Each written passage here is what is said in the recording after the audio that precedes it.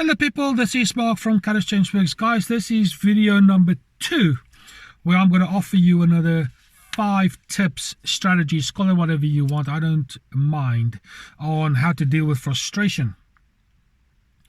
Like I said in the videos before, that frustration is a very real life problem, especially in lockdown. But I'm also considering that beyond lockdown, there's a lot of frustration in people's lives, relationship-wise, work-wise, particularly children, when I consider, little antics that they can throw and the curveballs that come as a result of being a parent. It's an exciting job as being a parent. However, frustration is very, very real. And I've noticed in my life that when you're frustrated, man, it becomes a tedious job to get yourself out. And I'm hoping that the one that I've done before and this one will give you some tools that you could use that will help manage your frustration when you identify and you experience that gnawing feeling when you are encountering ABC situation. Okay, let's look at the final 10 strategies, let's call them that. Change the tone of your thoughts. Now, that's a bizarre comment to make, but let's consider this for a second. What is a thought? A thought is actually the way that you speak to yourself, speak about yourself. And I've noticed that when I'm angry, frustrated, upset, disappointed, all these kind of negative kind of emotions that I experience, regardless of what they are, and I'm processing and I'm talking to myself, because I do that quite a lot. I've noticed that my tonality is aggressive, it's harsh, it's fast-paced, it's high-pitched, very angry sometimes, very emotionally laden. And from my studies in hypnosis and NLP, the tonality that you use subconsciously is actually the thing that programs you. You become your own computer programmer as far as your own thought patterns are concerned. Enough of that. But when it comes down to when you're frustrated, doing the steps like I've suggested in the previous video might just give you enough time to actually help get your thoughts in action and put them together and give you that space that you deserve in order to deal with this thing or manage it better. And if you identify that the way that you speak, how you speak to yourself and about yourself during that time of frustration, if you listen carefully to what you say and you pay attention to how you speak to yourself, once you change the tonality and maybe even the words, you will find that a lot of this frustration will float away.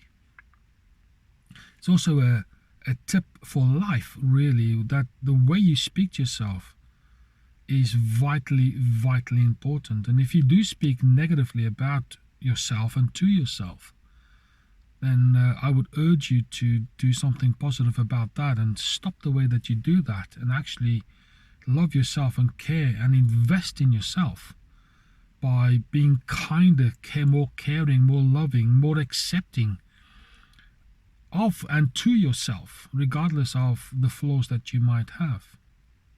There you go.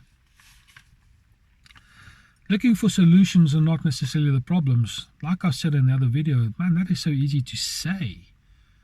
It's not necessarily easy to do.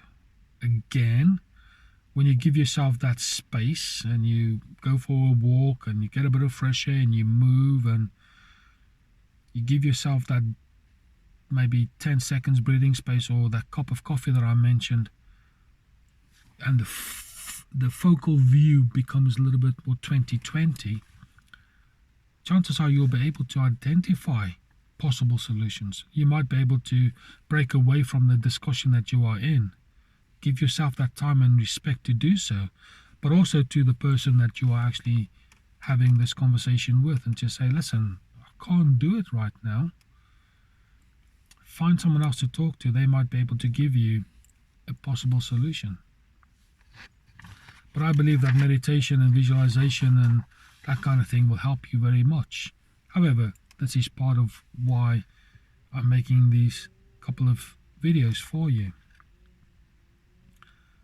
Consider number 8, that your frustration will pass. As Lara's son would say, even if it's like a kidney stone, regardless of the pain and discomfort that you might experience at that point in time. But every thunderstorm runs out of rain at some point, and this environment that you find yourself in currently will pass. So what I'm saying is hang in there. But while you are hanging and you're gripping with everything that you've got in terms of trying to keep yourself above water and afloat, there's things that you might be able to do, such as coffee, music, exercise, go for a walk, etc., etc. Because eventually this thunderstorm will run out of rain. Might be uncomfortable, but it will pass.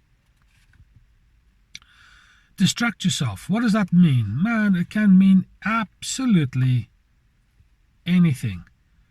Might be something as simple as listening to that music, making yourself that cup of coffee, going for that walk. Might even do yourself a puzzle of some sort, word search, coloring in. Anything to break away from that toxic environment that's generating this frustration. Focusing on something completely different.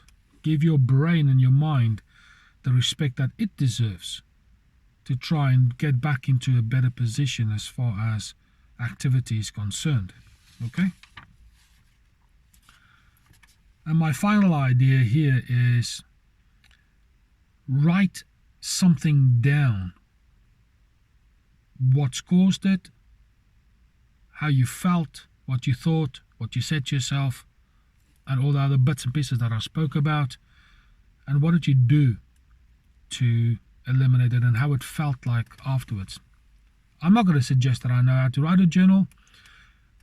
I tend to do what I've just suggested there. I do that mentally and I talk to myself about it, and for me that works because my administration skills is dare I say limited, albeit I just don't like to do it. But when you've got a kind of journal on how you've dealt with this, you might even find a ton of solutions whilst writing it. And for a future time, you might be able to look back and say, oh, crumbs, I did this and it worked, or I did that and it didn't really work so well. It might be your own little reference library.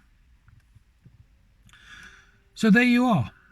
A few more suggestions, a few more ideas on what you can do to try and eliminate this gnarling thing called frustration. And I hope it helps. If it does, please put some comments in the comments box. And of course, needless to say, all the YouTube admins, share, subscribe, hit the bell, pick all, tell your friends, tell your family. A lot of good information on this particular channel, as you would no doubt would have noticed already. Myself and Lara, we do appreciate your support, and we love doing these things for you. But for now, this is Mark from Courage Change Works, and I'll speak to you soon.